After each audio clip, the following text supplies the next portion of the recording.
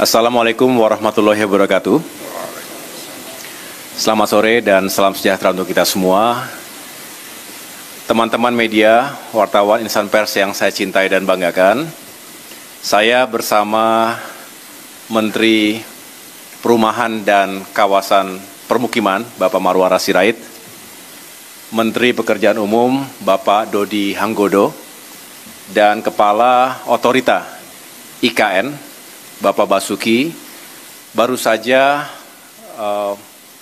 menjalankan sebuah rapat terbatas bersama Bapak Presiden Prabowo Subianto, hadir pula Mensesnek dan Seskap, yang tadi kita membicarakan tentang berbagai proyek infrastruktur di Indonesia, khususnya terkait dengan pembangunan atau kelanjutan pembangunan di IKN. Nanti akan saya berikan kesempatan tentunya kepada Kepala OIKN untuk menjelaskan secara lebih rinci, kemudian juga tentu kepada Pak Menteri yang tadi juga telah membahas berbagai kebijakan yang pro-rakyat dalam pembangunan perumahan. Kementerian PU juga tentunya menjadi bagian penting dari kelanjutan pembangunan IKN. Perlu diketahui bahwa sesuai arahan dari Bapak Presiden Prabowo Subianto, pembangunan IKN ini akan kita lanjutkan, tentu mengikuti timeline dan tahapan-tahapan yang telah ditetapkan sebelumnya.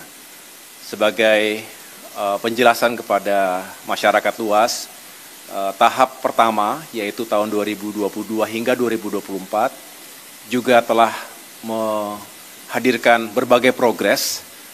Ada berbagai infrastruktur yang juga telah selesai 100%, tetapi ada juga yang masih ongoing, masih berlanjut. Dan memang kita fokus pada pembangunan kawasan inti pusat pemerintahan.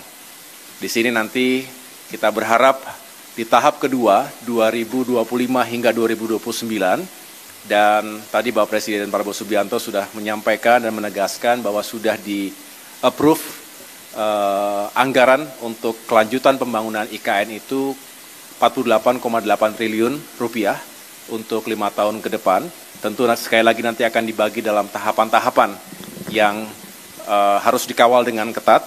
Yang jelas, anggaran tersebut dipersiapkan, dialokasikan agar kami, khususnya OIKN, bisa menyelesaikan proyek pembangunan fasilitas atau gedung-gedung yang digunakan untuk parlemen, untuk legislatif, dan juga untuk yudikatif.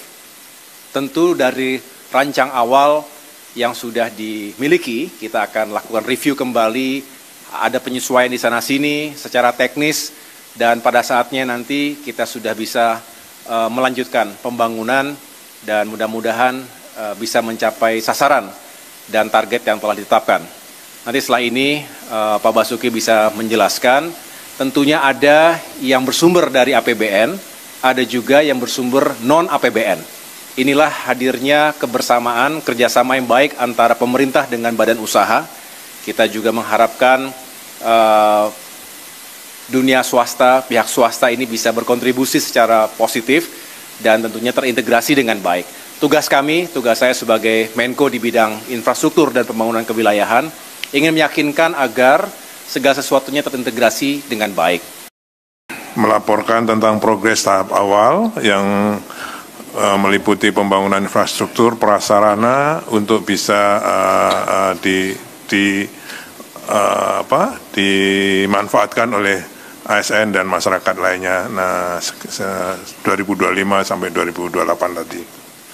Jadi kami melaporkan pada saat tahap awal 2022 sampai 2024 APBN telah menginvestasikan 89 triliun untuk jalan tol, 47 tower hunian, air minum, sanitasi, embung, kolam retensi, perkantoran, kemudian kantor sekretariat, dan sarana peribadatan seperti masjid dan basilika dan gereja yang kesemuanya dikerjakan oleh Kementerian PU sebelumnya. Kami hanya melaporkan progresnya. Di samping itu ada juga investasi swasta yang sudah di groundbreaking sampai September yang lalu sebesar 58,41 triliun. Ini progresnya sekarang ada beberapa yang sudah jalan, ada yang sudah selesai, ada yang sedang dalam persiapan desain. Kemudian yang tahap kedua, ini yang paling penting, beliau mempunyai target bahwa pada tahun 2028 sudah ditargetkan menjadi ibu kota politik. Okay? Sehingga kami ditugasi untuk menyelesaikan ekosistem yudikatif, jadi kantor-kantor dan huniannya, juga ekosistem legislatif, jadi kantor-kantor dan huniannya. Untuk yudikatif dan legislatif, dulu sudah pernah ada desain dari Kementerian PUPR, basic desainnya, beliau minta direview lagi. Kemudian kami nanti dengan Kementerian PU bersama IKN akan membentuk tim desain yang nanti bisa diarahkan oleh Bapak Presiden tentang kedepannya. Untuk itu, dalam menyelesaikan